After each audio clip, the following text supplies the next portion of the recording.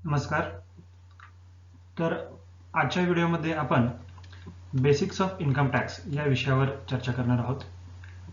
Income tax काय आहे, भारतामध्ये इन्कम टॅक्स कसं चालतं, त्याचे अधिकार किंवा हक्क कोणाकडे आहेत, किंवा इन्कम टॅक्स तुमच्या उत्पन्नावर इन्कम टॅक्स कसा कॉम्प्यूट केला जातो किंवा किती इन्कम टॅक्स तुमच्या उत्पन्नावर काढला जातो, कोणत्या टक्केवारीमध्ये काढला जातो, या सर्व प्रश्नांची उत्तरे तुम्हाला या व्हिडिओतून मिळू शकतील.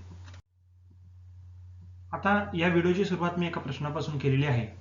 प्रश्न असा घेतला आहे की the most important thing to run a country. तर समजा एखाद्या सरकारला किंवा शासनाला जर एखादा देश चालवायचा असेल तर तो देश चालवण्यासाठी सर्वात महत्वाची गोष्ट काय असेल, तर अशा प्रश्नाने या व्हिडिओची सुरुवात मी केलेली आहे. तर काय असेल? पैसा. Yes, correct. म्हणजे हा जो पैसा आहे, ही पैसा अशी गोष्ट आहे की देश मॅक्झिमम जो स्मूथली चालतो तो पैशांवर चालतो, बरोबर आहे. किंवा एखादं छोटं कुटुंब जरी तुम्ही घेतलात 10 ते 15 जणांचं किंवा 4 ते 5 जणांचं किंवा फार फार तर 3 जणांचं, एखादं छोटं कुटुंब देखील आपल्याला चालवायचं व्यवस्थित असेल तर आपल्याकडे पैसा असणं हा तितकाच गरजेचा आहे. आता देशाला पैसा हवाय देश चालवण्यासाठी स्मूथली. मग ते देश किंवा एखादी कंट्री किंवा एखादं राज्य किंवा एखादा देश पैसा कसा कमवतो, तर किंवा एखादा व्यक्ती असेल तर तो रेव्हेन्यूच्या स्वरूपातून पैसा कमवत असतो, म्हणजे उत्पन्नाच्या माध्यमातून पैसा तो कमवत असतो. ओके. एखादा देश कसा पैसा कमवतो, त्या देशाला उत्पन्न मिळत असतं, त्या उत्पन्नाच्या माध्यमातून ते पैसा कमवित असतात. आता हे उत्पन्न कोणत्या फॉर्मॅटमध्ये घेतं? एखादी समजा देशाची सरकार असेल तर ते कोणत्या फॉर्मॅटमध्ये उत्पन्न मिळवत असतात? टॅक्सेसच्या माध्यमातून सरकारला उत्पन्न मिळत असतं. भारतामध्ये सध्या टॅक्सेसचे 2 प्रकार आहेत, एक डायरेक्ट टॅक्स आणि दुसरा इनडायरेक्ट टॅक्स. आता डायरेक्ट टॅक्स म्हणजे काय आणि इनडायरेक्ट टॅक्स म्हणजे काय हे आपण पुढं सविस्तर पाहणारच आहोत. सध्या फक्त इतकंच लक्षात घ्या की भारतामध्ये सध्या टॅक्सेसचे 2 प्रकार पडतात. पहिला प्रकार असतो डायरेक्ट टॅक्स आणि दुसरा प्रकार आहे इनडायरेक्ट टॅक्स. ओके. आता डायरेक्ट टॅक्स आणि इनडायरेक्ट टॅक्स हे काय आहे किंवा ह्याच्यात फरक काय आहे हे आपण या स्क्रीनवर पाहू शकतो. जर एखादा व्यक्ती अर्निंग पर्सन असेल आणि तो जर डायरेक्ट सरकारला पैसे देत असेल तर त्याला म्हटलं जाईल डायरेक्ट टॅक्स. म्हणजे इथं कोणी इंटरमिडिएटरी किंवा मध्यस्थी नाहीये. जो व्यक्ती कमवतोय पैसे तो व्यक्ती डायरेक्टली सरकारच्या तिजोरीत पैसा भरतोय, त्याला म्हटलं जाईल डायरेक्ट टॅक्स. आणि आता इनडायरेक्ट टॅक्स म्हणजे काय? बघा, वस्तू आणि सेवा खरेदी करत असताना आपण जो टॅक्स भरतो त्याला सर्वसाधारणपणे आपण इनडायरेक्ट टॅक्स म्हणत असतो. तो कसा दिला जातो? तिथे इंटरमिडिएटरी किंवा मध्यस्थी असतात. बायर आहे, समजा हा बायर आहे, याने 100 रुपयाची वस्तू खरेदी केलेली आहे, तर त्या 100 रुपयाच्या वस्तूवर MRP लिहिलेले असते आणि त्याच्या पुढे ब्रॅकेटमध्ये लिहिलेलं असतं की इन्क्लुझिव्ह ऑफ ऑल टॅक्सेस. म्हणजे समजा जर त्याने 10 रुपयाचा बिस्किट पुडा घेतलेला असेल तर त्या 10 रुपयाच्या बिस्किट पुड्यामध्ये काही प्रमाणामध्ये त्याने टॅक्स देखील भरलाय. त्याने टॅक्स कोणाला भरलाय? तर त्याने टॅक्स भरलाय रिटेलरला. तो रिटेलरने तो टॅक्स कोणाला दिला पुढं? होलसेलरला. होलसेलरने तो टॅक्स कोणाला दिला पुढं? मॅन्युफॅक्चररला. आणि मॅन्युफॅक्चररनी मग तो टॅक्स कोणाला दिला? गव्हर्नमेंटला. थोडक्यात टॅक्स देणारा व्यक्ती हा बायरच आहे. आणि हे जे 3 व्यक्ती होते, रिटेलर, होलसेलर आणि मॅन्युफॅक्चरर, हे 3 व्यक्ती इंटरमिडिएटरी होते. बायरने दिलेला पैसा, बायरने 10 रुपयाच्या बिस्किट पुड्यावर दिलेला टॅक्स रिटेलरच्या माध्यमातून, होलसेलरच्या माध्यमातून, मॅन्युफॅक्चररच्या माध्यमातून ते सरकारकडे जमा होत आहेत. अशी जर चेन सिस्टीम असेल तर त्याला म्हटलं जाईल इनडायरेक्ट टॅक्स. ओके.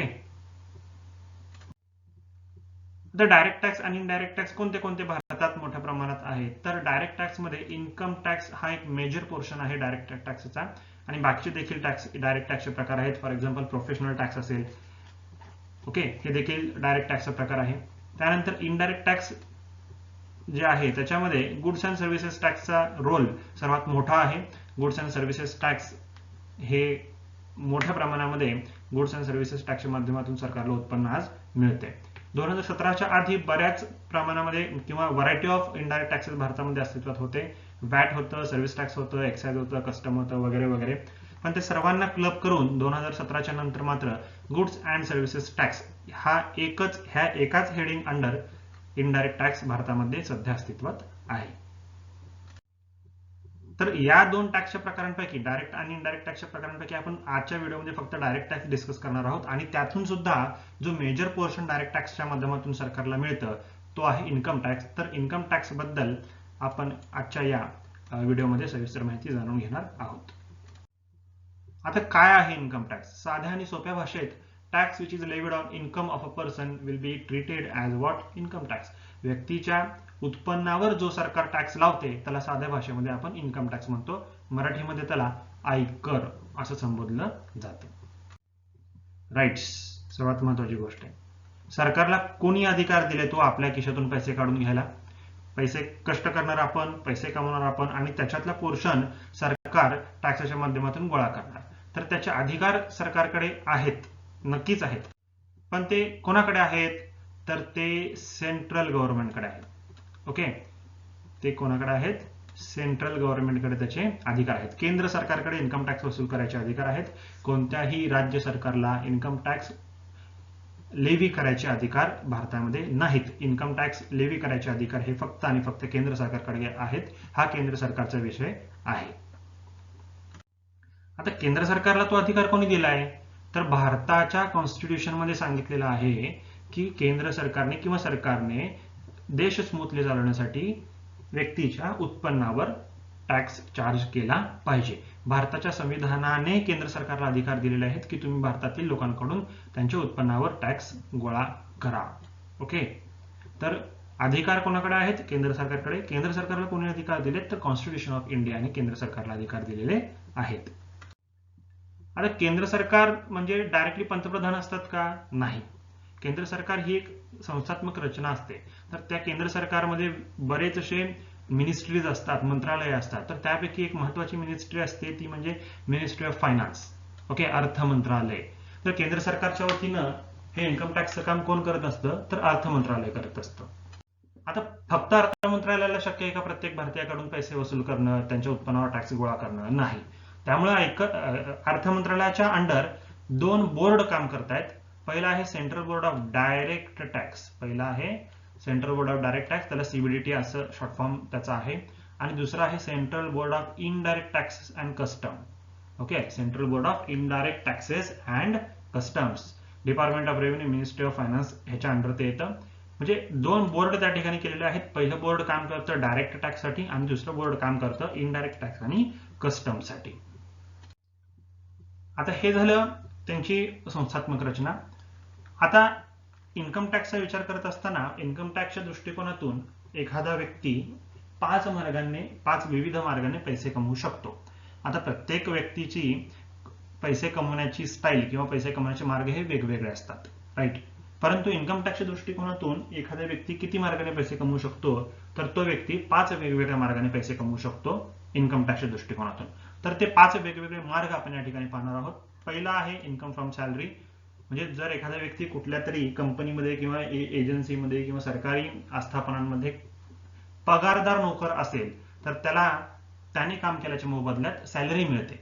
त्याला म्हटलं जाईल इन्कम फ्रॉम सॅलरी. हा एक फर्स्ट सोर्स आहे, पहिलं माध्यम आहे इन्कम टॅक्सच्या दृष्टिकोनातून पैसे कमवायचं. दुसरं माध्यम आहे इन्कम फ्रॉम हाऊस प्रॉपर्टी. एखाद्याचं घर असेल आणि त्याने ते घर भाड्याने दिलेलं असेल आणि त्याला त्या घराचं भाडं मिळत असेल तर ते मिळणारं भाडं देखील त्या व्यक्तीचं उत्पन्न आहे. यस, इन्कम आहे. तर हे इन्कम कोणत्या head under model? Income from house प्रॉपर्टीच्या अंडर मॉडेल. ओके. तिसरं हेडिंग आहे income from business or profession. म्हणजे एखादा व्यक्ती धंदा करत असेल किंवा एखादा व्यक्ती व्यावसायिक असेल तर तो धंदा आणि व्यवसाय याच्या माध्यमातून जर पैसे कमवत असेल, प्रॉफिट कमवत असेल तर तशा प्रकारचं उत्पन्न हे income from business or profession ह्या हेडच्या अंडर येईल. त्यानंतर येतात चौथा मार्ग किंवा चौथा सोर्स कॅपिटल गेन्स. तुमची कॅपिटल गेन्स मीन्स भांडवली फायदा किंवा भांडवली उत्पन्न. तुमचे एखादं घर होतं, ते घर तुम्ही विकलं, तुम्हाला एकदम भांडवली मोठ्या प्रमाणामध्ये उत्पन्न मिळालं, बरोबर आहे. तुमच्याकडे शेअर्स होते एखाद्या कंपनीचे, ते तुम्ही शेअर्स विकले, त्याच्यातून तुम्हाला मोठ्या प्रमाणामध्ये पैसा मिळालाय. तर अशा मार्गातून मिळालेला जे पैसा असतो तर तो पैसा कोणत्या माध्यमातून मिळत असतो असं इन्कम टॅक्स म्हणतं? तर तो पैसा कॅपिटल गेन या माध्यमातून मिळतं असं इन्कम टॅक्स सांगतं. आणि पाचवा आहे इन्कम फ्रॉम अदर सोर्स. वरचे 4 सोर्स सोडून म्हणजे income from salary, income from house property, income from business और प्रोफेशन आणि कॅपिटल गेन या 4 माध्यमातून मिळणारं उत्पन्न सोडून बाकीच्या सर्व लीगल म्हणजे कायदेशीर मार्गातून मिळणारं जे उत्पन्न असेल तर ते उत्पन्न इन्कम फ्रॉम अदर सोर्स या हेड अंडर व्यक्ती कमवतो असं इन्कम टॅक्स आपल्याला सांगतं. फॉर एक्झाम्पल फिक्स्ड डिपॉझिटवर मिळालेला व्याज असेल, ओके, मग सेव्हिंग अकाउंटवर मिळालेला व्याज असेल, ओके, कंपनीच्या शेअर्सवर मिळालेलं डिव्हिडंड असेल, तर या सर्व इन्कम हे कशा अंडर मोडले जातात? इन्कम फ्रॉम अदर सोर्सच्या अंडर मोडले जातात. मी पुन्हा रिपीट करतो, इन्कम टॅक्सच्या दृष्टिकोनातून 4 हेडच्या अंडर व्यक्ती पैसे कमवतो. पहिला आहे income from salary, income from house property, income from business और प्रोफेशन, चौथा आहे कॅपिटल गेन आणि पाचवा आहे income from other source. Income टॅक्सच्या दृष्टिकोनातून या 5 मार्गाने व्यक्ती पैसे कमवित असतो. आता हे सोर्स पाहिल्यानंतर या ठिकाणी 2 शब्द असे महत्वाचे आहेत की इन्कम टॅक्सचा अभ्यास करत असताना या दोन शब्दांना खूप महत्व आहे. पहिला शब्द आहे फायनान्शियल इयर, आणि दुसरा शब्द आहे असेसमेंट इयर. आता हे फायनान्शियल इयर आणि असेसमेंट इयर काय आहेत हे आपण या ठिकाणी समजून घेऊयात. फायनान्शियल इयर म्हणजे असं आर्थिक वर्ष. हे फायनान्शियल इयर म्हणजे असं वर्ष की ज्या वर्षामध्ये एखाद्या व्यक्तीने पैसे कमवून ठेवले आहेत.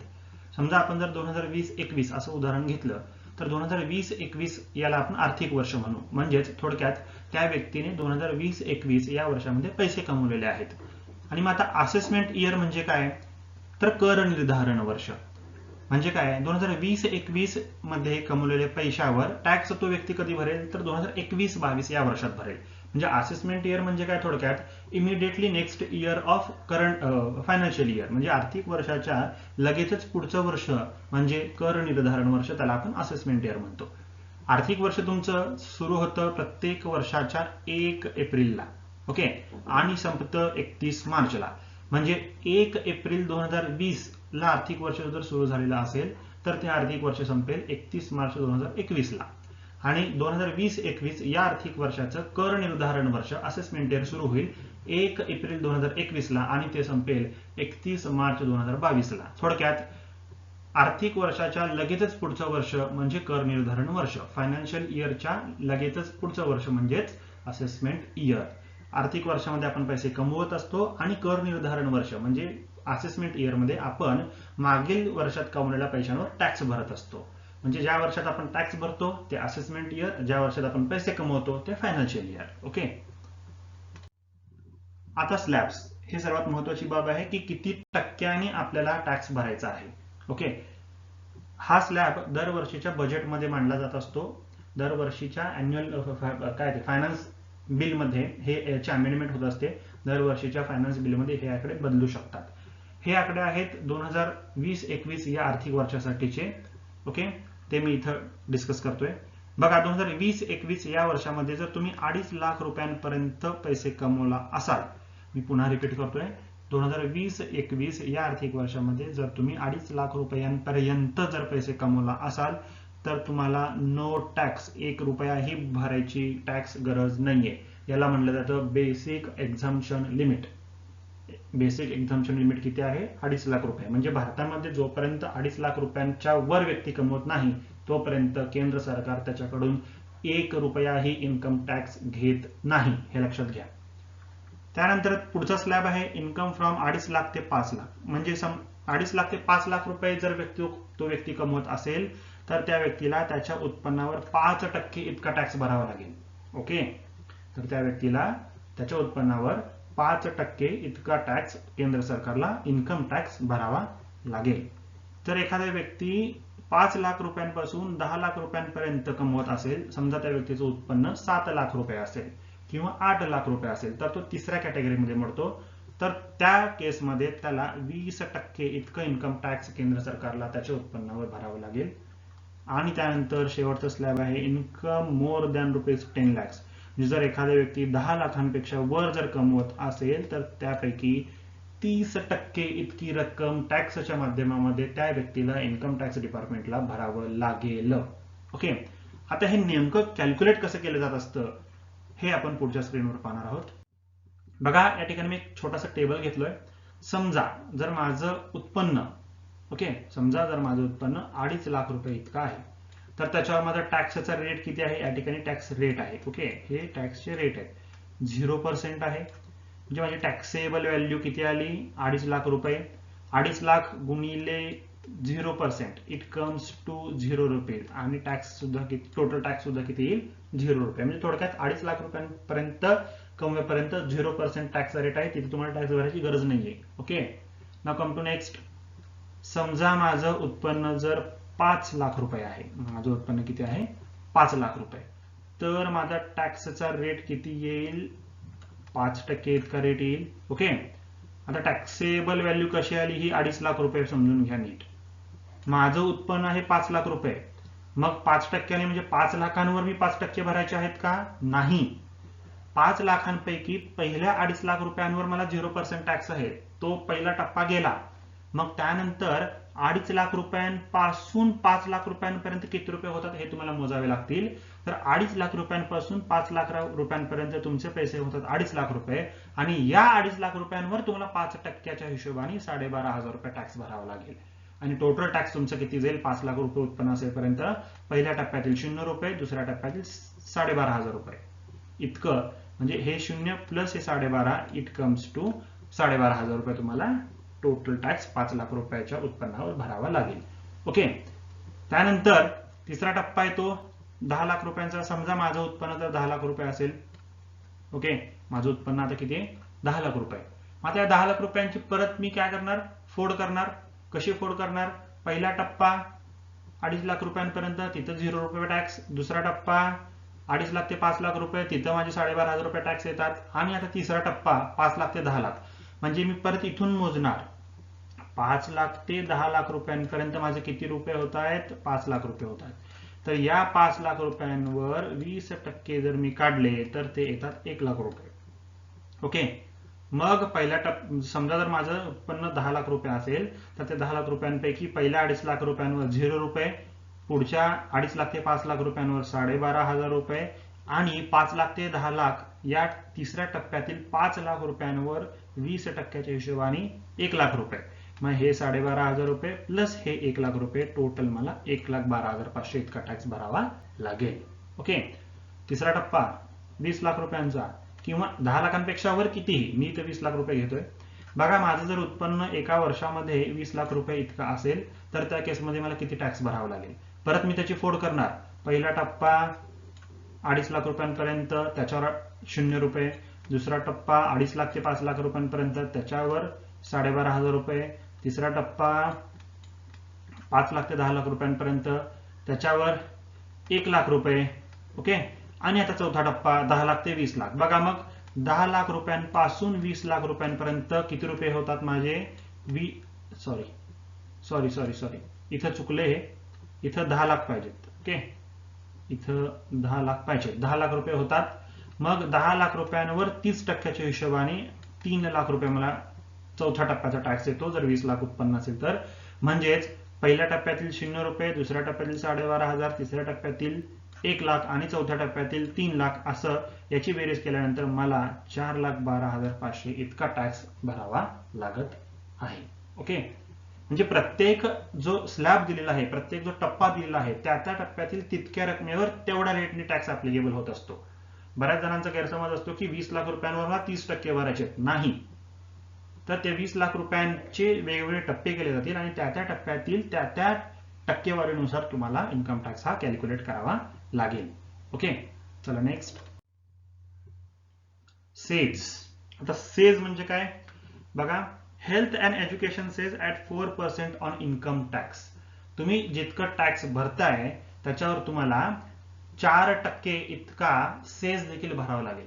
ओके, आता मागच्या स्लाइडमध्ये समजा 3 लाख रुपये माझा इन्कम टॅक्स आलेला आहे, तर हे जे 4% सेज आहेत, हे 4% सेज तुम्हाला कशावर भरायचे आहेत? तुमच्या उत्पन्नावर भरायचे नाहीयेत.